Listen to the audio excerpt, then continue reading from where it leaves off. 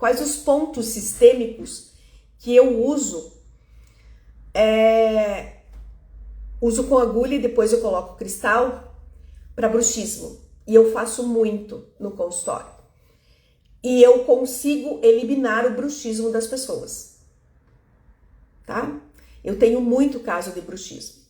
Então vamos lá, se vocês quiserem anotar, vou falar os pontos bem devagarinho.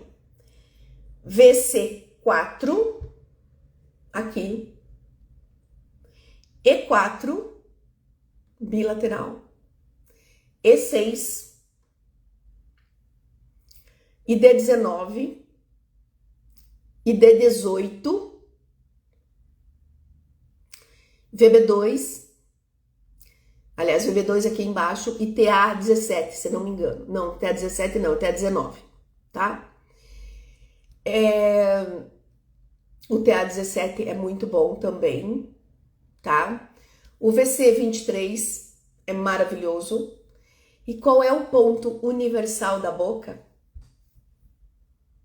IG4. Tá? São os pontos que eu, professora Linéa, uso. Além de mais uma coisa. Eu uso a parte de boca na crânio bilateral.